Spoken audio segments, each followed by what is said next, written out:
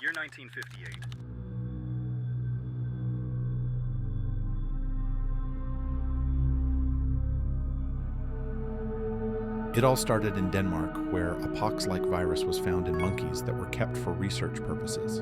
12 years later, the same virus would be found in a 9-month-old boy in the Democratic Republic of Congo. What's the worst could happen?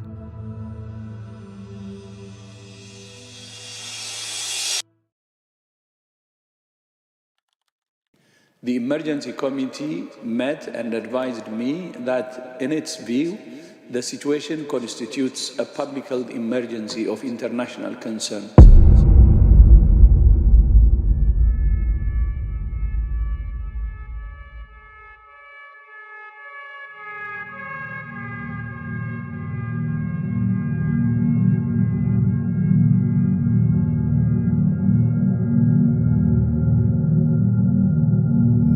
MPOX is not just a regular disease, it is a worldwide emergency that needs to be observed. The best thing we can do is to protect ourselves, but before that, we gotta understand how this virus spreads and its symptoms as well.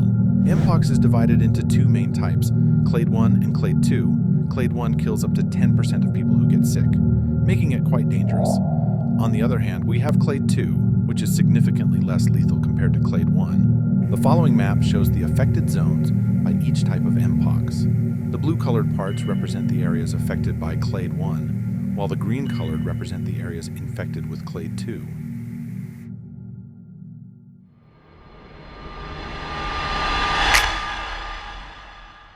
But how do you exactly get MPOX, you might be wondering? Well, the pathogen is usually transmitted from animal to human, but there are rare cases where it can be transmitted from person to person. Direct contact with infected fluids. It can also be spread through respiratory droplets during prolonged face-to-face contact. The virus can also even be transmitted through clothing. The virus itself might not be too contagious, but do not underestimate it, because you do not want to experience the symptoms.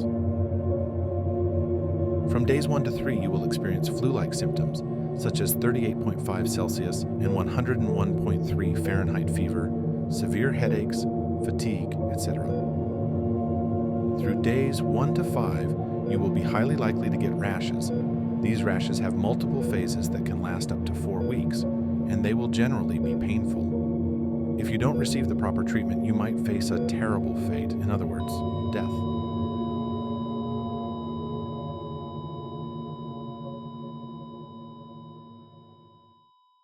But this doesn't have to be you. It doesn't have to be any of us. There's a lot we can do.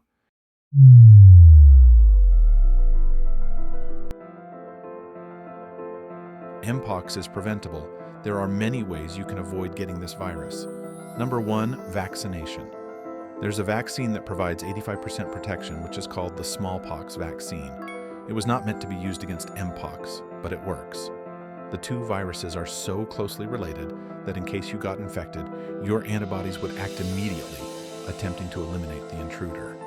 Number 2, observation and communication. You must communicate with the people around you.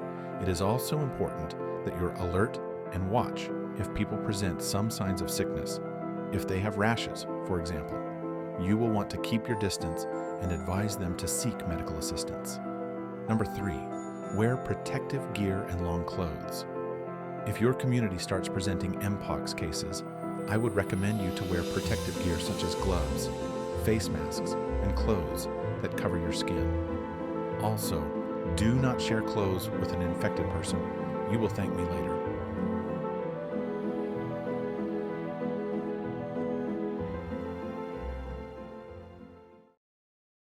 I'll be honest with you, we are all safe, and we will not have another pandemic. That's because we know so much about this virus, and we also have so many ways to prevent it from spreading that. There is nothing to fear. It is not the new COVID-19, and it won't be. It is still important to stay informed from reliable sources to face any challenges that life might make us do. Now stay safe for me, others, and your loved ones. Bye-bye.